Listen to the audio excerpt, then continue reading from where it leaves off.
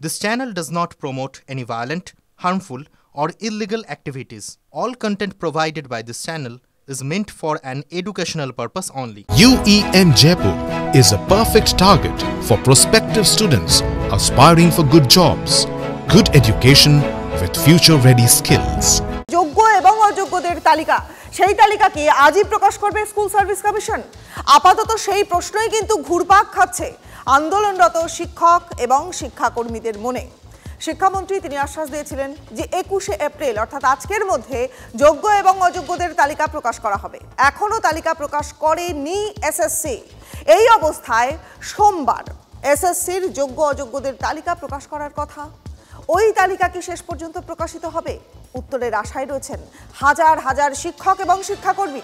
এই পরিস্থিতিতে কমিশনের উপর চাপ বাড়াতে আজ এসএসসি ভবন অভিযানে যোগ্য শিক্ষক শিক্ষিকা অধিকার মঞ্চ। তালিকা প্রকাশ হওয়া পর্যন্ত তারা সেখানেই থাকবেন বলে সাফ জানিয়েছেন। বলে গেল 21 তারিখ লিস্ট বেরোবে আর আপনি আশ্বাস দিয়েছেন যে ওদের কথাটাও আমাদের শিক্ষা পর্ষদ দিবে। গ্রুপ সি গ্রুপ ডি এর আশ্বাস না, এক নম্বর কথা হচ্ছে 21 তারিখে যেমন কথা হয়েছিল সেরকম বেরোনোর কথা।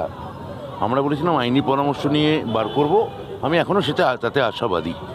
আর গ্রুপ সি গ্রুপ ডির ক্ষেত্রে ওরা আমার সঙ্গে দেখা করতে চেয়েছিল, ওদের কিছু বক্তব্য আছে, সে বক্তব্য আমি শুনেছি। ওদেরও একই কথা বলেছি যে আমাকে লিগালি কথা বলতে হবে, লিগালি কথা বলে বুঝতে হবে। এটাই বক্তব্য আমার। আসবো পরের খবরে। শালবনির দিকেও নজর রাখতে হচ্ছে, কারণ সিমেন্ট কারখানার পর শালবনিতে হতে চলেছে জিন্দালদের পাওয়ার প্ল্যান্ট। হাজারো কর্মসংস্থানের আশায় বুক বাঁধছেন শালবনি। আজ জোড়া পাওয়ার প্ল্যান্টের শিলান্যাস করবেন মুখ্যমন্ত্রী মমতা বন্দ্যোপাধ্যায়। জেলা পুলিশ প্রশাসনের চূড়ান্ত ব্যস্ততা।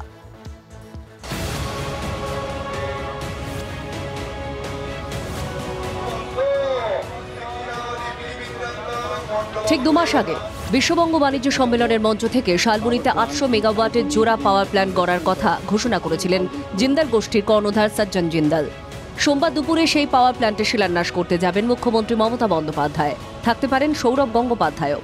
শালবনির জেএসডব্লিউ এরিয়ার মধ্যে জেএসডব্লিউ একটি পাওয়ার প্ল্যান্টের উদ্বোধন হবে আর তারই ভিত্তিপ্রস্তর স্থাপন হবে এখানে। ইতিমধ্যেই তার কাজ শুরু হয়ে গেছে। আমার সহকর্মীকে দেখাতে বলবো যে যেহেতু সিএম আসছেন, মুখ্যমন্ত্রী আসছেন, সঙ্গে আসছেন জেএসডব্লিউ গ্রুপের চেয়ারম্যান সহ ম্যাডাম জিন্দাল সহ আরও অনেকেই, তাই তার প্রস্তুতি ইতিমধ্যেই তুঙ্গে। ইতিমধ্যে পূজার মাধ্যমে তার কাজ শুরু হয়ে গেছে।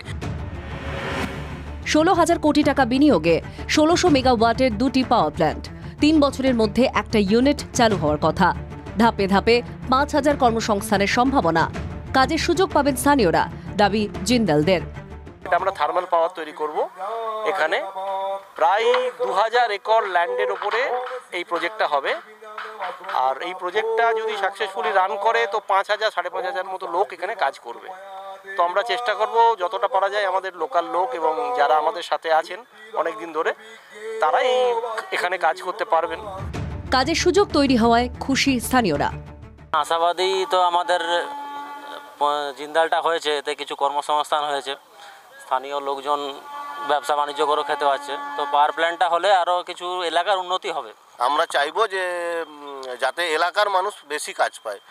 বাইরের মানুষও লাগবে, তো স্কিল লোক লাগবে, কিন্তু সেই জায়গায় আমরা চাইছি বেশিরভাগটা যেমন এলাকার মানুষ কাজ পায়। অফিসিয়ালভাবে আমরা বিভিন্ন সূত্রে খবর পাচ্ছি প্রত্যক্ষ পরোক্ষভাবে 5 থেকে 6,000 মানুষের কর্মসংস্থান হবে।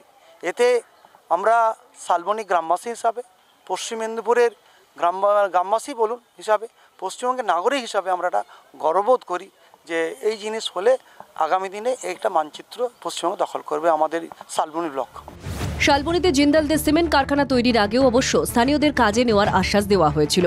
শেষমেশ হাতে গোনা কয়েকজন ছাড়া স্থানীয়দের শিকে ছেড়ে দিয়ে আবার প্রতিশ্রুতি মিলেছে। এবার বাস্তবায়িত হবে তো? আনন্দের মধ্যে থাকছে দুশ্চিন্তাও। শালবনি থেকে ক্যামেরায় সুজয় নায়কের সাথে দেবব্রত সরকার, TV9 বাংলা।